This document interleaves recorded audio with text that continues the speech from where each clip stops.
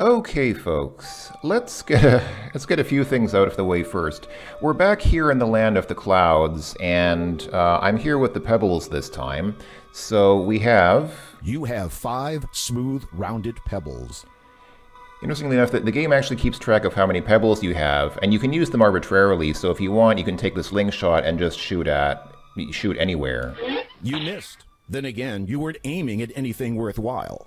Yeah, and if you go back to the inventory now, You have 4 smooth, rounded pebbles. and the graphic here even shows you how many you have left. So you can actually see 4 pebbles here, and if you shoot again, You missed. and you come back to the inventory, you actually see there are only 3 left. So that's nice. But anyway, let's go ahead and show the thing that I neglected to show last time because I didn't have the pebbles, namely the killing of the giant. So I'll slow down the game just a touch, since apparently you have to aim. You can't just say use sling, you have to actually aim.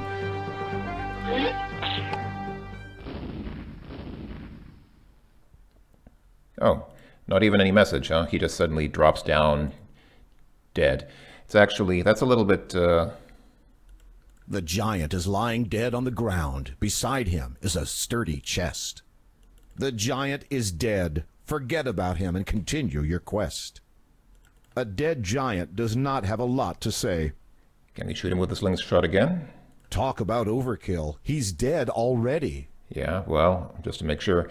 We didn't see that too well because he was actually behind a tree, so let me try that again. Let me allow him to come a little bit farther down so we can see him better. Actually, it doesn't look that much different from when he falls asleep. In fact, he's pretty much in the same position that he was in when he fell asleep against that tree. Anyway, so to kill the giant, you need 2 things. You need the slingshot, which I showed, I think previously. You can just get it it's just southeast of here. And then the pebbles. The tricky thing then is, where do you get the pebbles? Well, what I forgot about when I started playing this game, as I mentioned, this game is based on the remake, and what I forgot about the original SCI remake of King's Quest I, which Sierra released sometime in the 1990s, Sierra changed 3 main things about King's Quest. The first thing we've already seen, and I've already talked about, it's the gnome's name. In the first game it was Uffenkopf, and then in the remake it was just Rumpelstiltskin backwards, or Rumpelstilzchen, or however you say it in German, as one of my commenters noted on that video. So that's the first thing. That's like the big thing that they changed. But they changed 2 other things in the remake. One thing they changed is when the condor comes. In the original King's Quest, the condor could show up at any time, as long as you were on that screen outside the cave, the cave where the dragon escaped from. At any time, the condor can appear in that room outside the cave, and you can get picked up by him. In the remake, the condor will only show up after you already have the other 2 treasures, when you already have the magic mirror and the magic chest. The condor will not show up until you have both the magic mirror and the magic chest. Again, because maybe they thought it was too easy to let you just use the shield to protect yourself against the giant, so you always have to get the shield last in the remake, including in this game. And the third thing they changed is where the pebbles are. So I'll go ahead and this is actually not my previous state, because you can see I have nothing in my inventory. If you look at my score, I have only 14 points. I basically just started the game from the beginning just to get the pebbles and the key, just to get up here, just so I could show you what happens when you kill the giant with the slingshot. But let's go ahead and restore back here. This is where we finished the video last time. And by the way, thank you so much to my viewers. I did get a lot of great advice on how to catch this condor. You will remember, of course, I kind of fumbled a bit last time on how to actually get caught by the condor. I think we'll do better this time.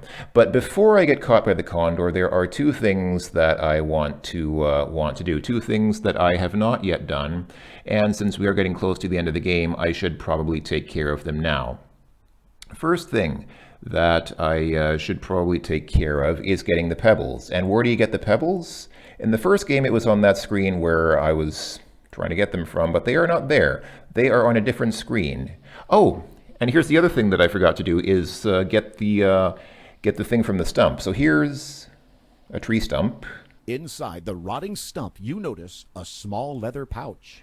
And you want to look inside the stump, because I don't know if you noticed, I got 1 point just for looking inside the stump. So let's take the pouch. As you lift the pouch from the stump, You feel its contents shifting inside. Yes, you feel the nuts shifting inside the bag. And if you then open up the pouch, When you peek inside the leather pouch, you discover it's filled with diamonds. nice. Cautiously, you open the pouch and see many sparkling and flashing diamonds. Quickly, you close it again so as not to lose any. So there we go. So that's one thing that I forgot to do. One treasure that I didn't get is the pouch of diamonds.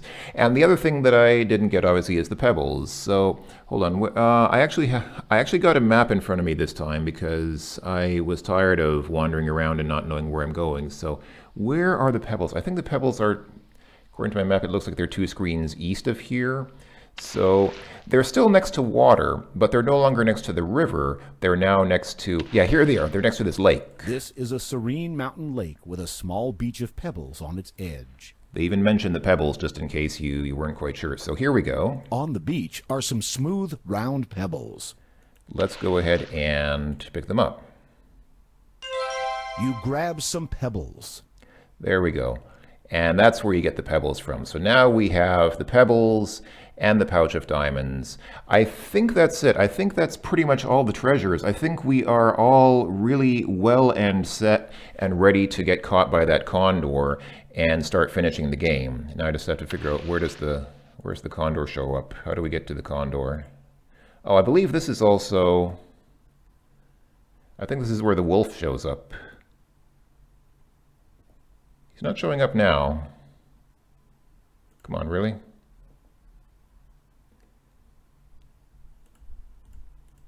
Sometimes. Without warning, a wolf darts out of the bushes and runs straight for you. Look out! Don't let him catch you! Boy, that narrator sure got very tense about that. Okay, so yeah, so that's the wolf, and oh yeah, and wait, no, that's the wrong cave. That's the that's this cave where we go up to see the giant. That is this is not where we go to see the. This is not where we get caught by the condor, obviously. Okay, where was that? Was it? I think it was over this way then. And this was this where the witch used to be? Here we go. Okay, so quick explanation. Many viewers told me I should stand on those 2 stones. You see those two little stones there kind of in the middle of the screen? You're supposed to stand on those, apparently. How you're supposed to know that, I don't know. Don't ask me how you're supposed to know that. I guess you're just supposed to figure it out. But let's go ahead and save here, and I'll save it back at Condor, and you want to click the hand on the condor when the condor is approximately in front of the cave. You want to jump a little early. So let's go ahead and give this a shot. Don't be afraid. No. With a mighty leap, you grab hold of the condor's talons. There you go. See, it's not that hard. It's not that difficult to do if you know where to stand and if you know when to click on the condor. But how are you supposed to know that? I mean, you have to fiddle around with it a lot, and it would have taken me a lot longer to figure out if I hadn't gotten advice from my viewers. So thank you to everyone who told me how to get caught by the condor. It's pretty easy when you know how. But again, if you don't know how, then you really would spend a lot of time just fumbling around and wondering, what am I doing wrong? Plenty of thick, healthy shrubbery grows here.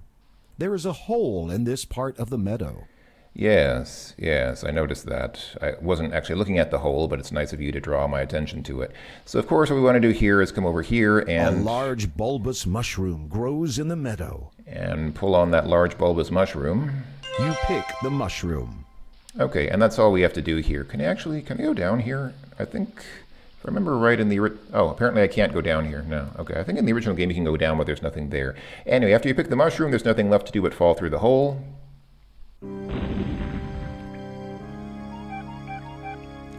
And then come down here, and let's save quickly. After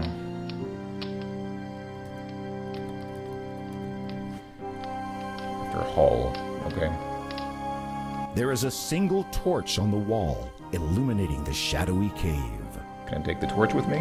The torch is too hot to touch. Really? Even the bottom? The torch... Okay.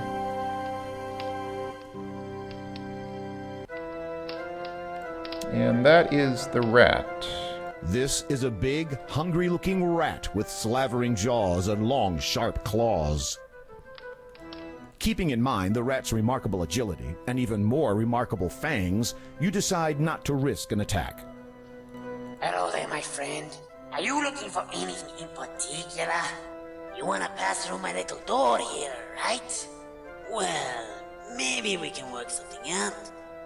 What's it worth to you?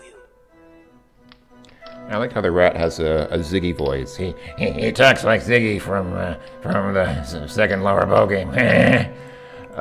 So I guess you can. Let's see. What can we do with the rat? Can we try to kill him? Hold on. Can we try to play the violin for him? Come a little closer. I can't reach it. Ooh, I don't know how much closer I want to get to him. Well, I don't think the violin does anything to the rat anyway. Does he take treasures? Like, if we try to give him something like this golden egg, does he actually take treasures? Come a little closer.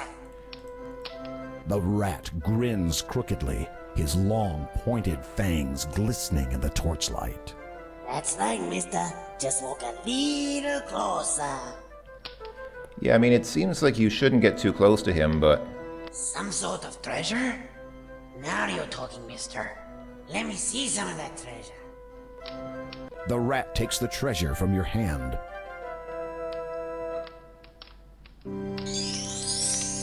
Okay, so he will take treasure, but that's not what we want to do. We don't want to part with any of our treasure.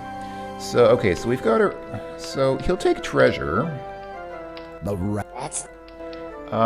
Can we try to kill him with, for example, the dagger? In the dim light, your aim would suffer. Oh. Better find a less violent way to get past this dirty rat. Apparently we can't. Okay, well, I guess it's pretty obvious the thing that you're supposed to do is give him the cheese. Cheese, eh? Well, yeah, now that you mention it, I guess I am kinda hungry. The rat drools at the sight of the cheese and snatches it from your hand. You might want to count your fingers. And that's what we're supposed to do. We're supposed to give the cheese to the rat and then...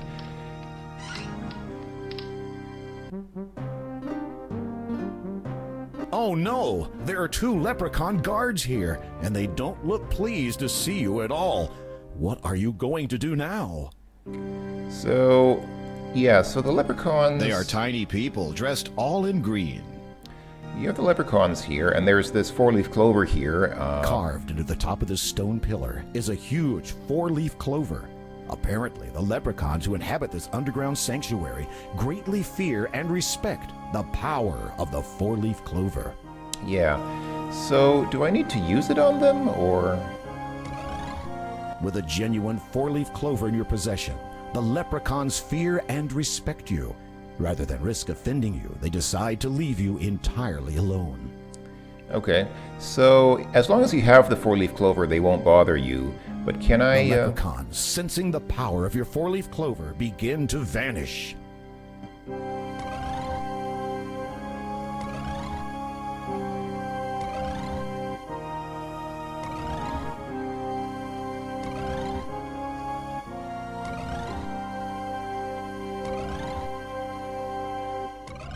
Oh, they all vanished. Okay, one by one. Well, that's obviously not what I was supposed to do. So hold on, let me restore and come back here. So I guess, I mean, I know in the original game you're supposed to play the violin in the first room where you see the leprechauns. I was just curious what would happen if I went into the rat.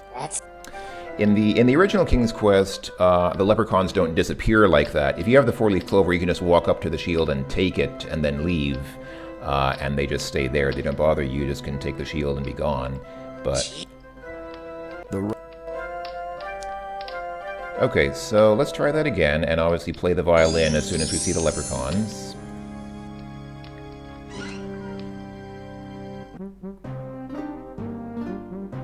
Oh no!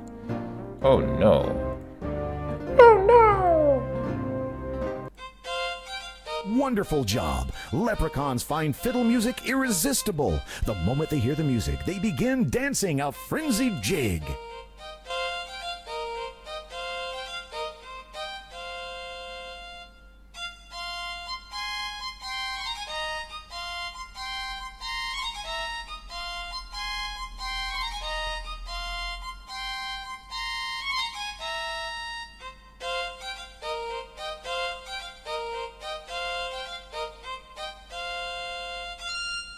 Finally, swept away by the snappy music, the leprechaun guards zap right out of the room. Okay. Well, that was straightforward enough. Let's go ahead and... Overhearing the fiddle music you played in the hallway, the leprechauns have begun to dance. As they do, they pop away in a fit of merrymaking.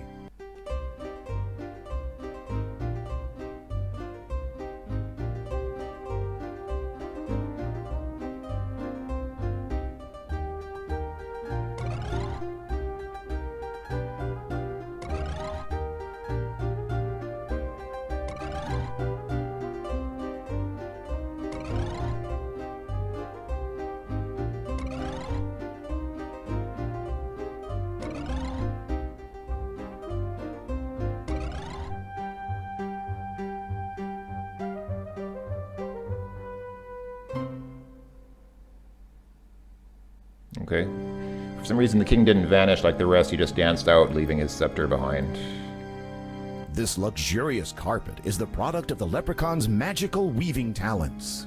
Also, funnily enough, I noticed that even though the game claimed that they had started dancing, they didn't actually start dancing until we came into this room. Anyway, can we take the carpet as well? Please don't move the carpet. It hides the dandelion wine stains on the floor. Yeah, okay. Well, who cares about the wine stains? There's nobody here left to see them. All The right. scepter is fashioned from gold and silver and accented with emeralds. All right. Can I take it? You take the leprechaun king's jeweled scepter. Can I sit on his throne? You don't have time to sit on the throne, Sir Graham. All right, all right. You take the magic shield. Congratulations! Thanks. Okay, so...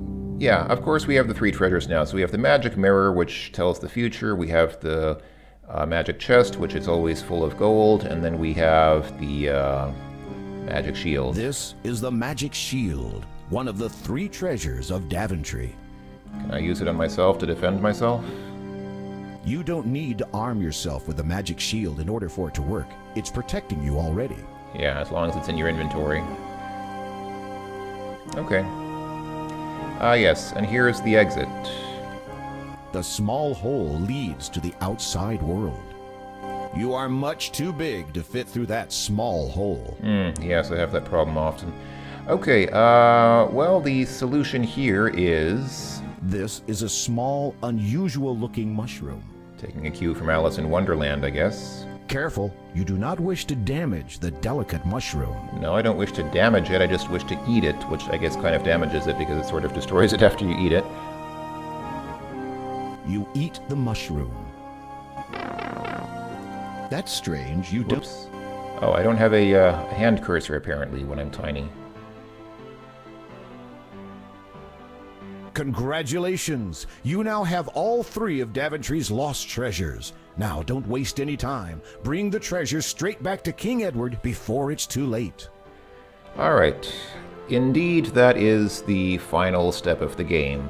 But since this video's already been going on for a while, I'll go ahead and end here, and I'll just save... I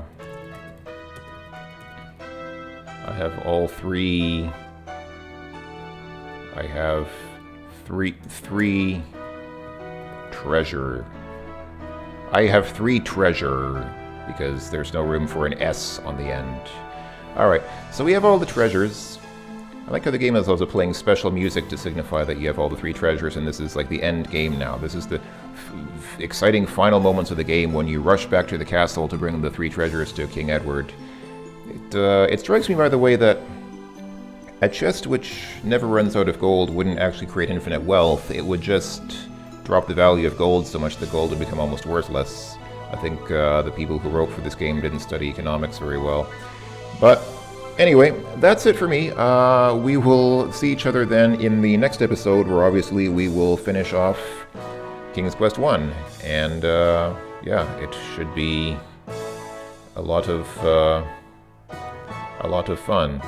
Or at least it should be the end of the game. So I'll see you then, folks. Until then, thanks for watching, and yeah, tune in next time for the end of King's Quest 1. Until then, ta-ta.